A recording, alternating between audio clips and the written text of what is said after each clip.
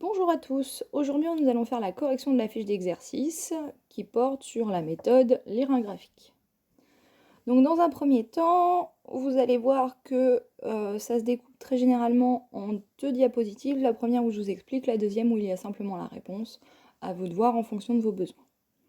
Donc l'exercice 1, je vous donnais cette courbe et je vous demandais de donner un titre au graphique. Alors je vous rappelle que pour donner un titre au graphique, vous avez besoin de plusieurs informations. La première, c'est le titre de l'axe des ordonnées et celui des abscisses. Et je vous rappelle donc qu'on va faire le tas ici en 1, en fonction en 2, et la donnée qui est là en 3, sans oublier les unités. Donc ici, nous avons un graphique qui représente la masse en kilogrammes en fonction de l'âge en mois. Et voilà. Ensuite, la deuxième question, c'était de décrire le graphique. Alors ici, c'est un graphique simple. On voit bien qu'on a simplement une courbe qui se présente comme ceci. Cette courbe, elle est croissante, donc. Et au niveau des valeurs, ça se place à peu près comme ça. Mon trait est toujours pas très droit. Donc, ce qu'on constate, c'est que la courbe est croissante et que à 0 mois, donc à peu près à la naissance, on est environ de 3,2 kg. Et qu'à 12 mois, on dépasse un petit peu les 9, donc 9,2, 9,4 kg. On est d'accord? Donc ça, c'est ce qu'on a lu. Lorsqu'on le rédige correctement, on va dire que la courbe est croissante. La masse passe de 3,2 kg environ à 0 mois pour atteindre 9,2 kg environ à 12 mois. Ensuite, quelle est la masse à 3 mois? Donc, il faut déjà trouver où situer les 3 mois. On va remonter jusqu'à croiser la courbe en faisant une droite qui est perpendiculaire à l'axe des abscisses, puis on fait une droite parallèle à l'axe des abscisses et on obtient une valeur de... Alors, ici, si on regarde, on a 5 graduations pour découper entre deux unités, c'est-à-dire que chaque graduation vaut 1 divisé par 5, 0,2. Et donc, ça veut dire qu'on lit à peu près 5,4 kg. Donc, à 3 mois, la masse est de 5,4 kg. Question 4. À quel âge la masse est-elle de 8,2 kg? Donc on vient se placer ici, il faut trouver correctement, on va se placer par là. Il faut trouver le bon endroit, donc c'est le deuxième petit...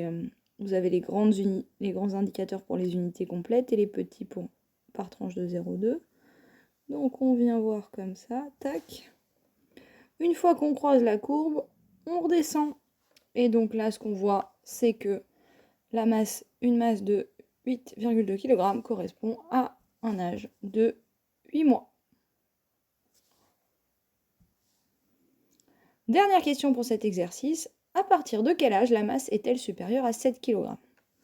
Donc on vient se passer ici. 7 kg, c'est plutôt facile. On suit. Et on remarque l'intersection, elle est là. On va alors descendre. Et donc, la question, c'est... Alors, j'étais un peu loin, mais plutôt par là. Donc, là, il faut être capable de lire la valeur qui est ici. On passe de 2 à 4 à 6. Ça veut dire qu'au milieu, là, c'est 5. Ça veut dire que le petit trait du milieu entre 5 et 6, c'est 5,5.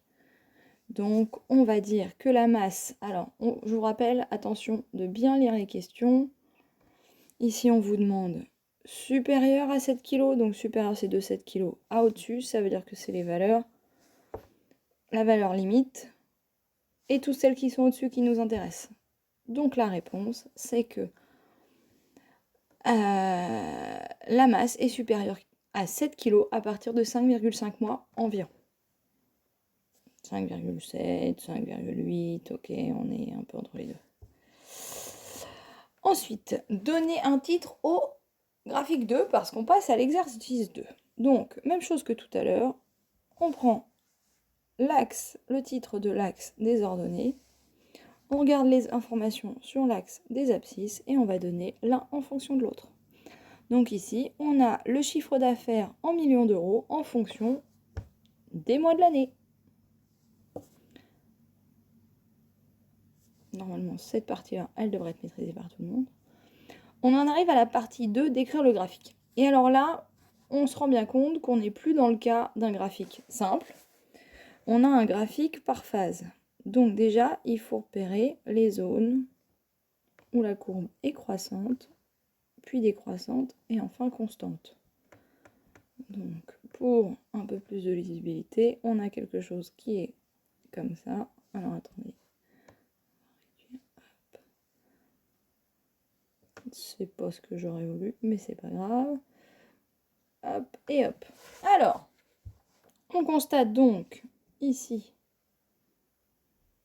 Oh, c'était ça qu'il fallait que je fasse. On constate donc, ici qu'on a plusieurs phases. On va les numéroter. Et donc, on a 7 phases. Une alternance de courbes croissantes puis décroissantes 3 fois. 1, 2, 3. Alors, pardon. 1, 2, 1, 2, 1, 2. Donc on a bien 3 fois l'alternance et la dernière partie ici où la courbe elle est constante. Je vous rappelle que dans ce genre de description, il faut à chaque fois donner les valeurs extrêmes. Donc ici, ça va de quoi vous occuper un petit moment et on vérifie que vous êtes capable de lire correctement une valeur. Donc, ce graphique, il comporte 7 zones distinctes. Il s'agit dans un premier temps d'une alternance de phase croissante et décroissante, puis une phase constante pour terminer. Entre janvier et février, le chiffre d'affaires passe de 2 à 2,5 millions d'euros, puis il baisse jusqu'en avril pour atteindre 2,3 millions d'euros, il augmente de nouveau, et ainsi de suite. Vous devez donner toutes ces informations et être précis sur les valeurs. Quel est le chiffre d'affaires du mois de mai ? Donc, comme tout à l'heure, on repart sur un système de lecture. On identifie d'abord le mois de mai. On vient intercepter la courbe, puis on retourne lire la valeur sur l'axe des ordonnées. On obtient ici une valeur de 2,6 millions d'euros. Pour quel mois le chiffre d'affaires est-il égal ou supérieur à 2,5 ? Donc vous remarquerez que quel mois il est au pluriel et on vous demande supérieur ou égal à 2,5 millions. Alors donc ici on va commencer par tracer une limite à 2,5 millions. Et donc tous les mois qui sont au niveau de cette barre ou au-dessus correspondent aux valeurs qui nous intéressent. On a donc 4 mois en réponse, février, mai, août et septembre. Voilà. Et donc nous avons terminé la correction de ces exercices. Si vous avez des questions complémentaires, n'hésitez pas à regarder d'abord une deuxième fois cette vidéo, à regarder également la vidéo qui vous explique les méthodes. Et seulement dans ce cas-là, vous pouvez me poser des questions. Bonne fin de journée!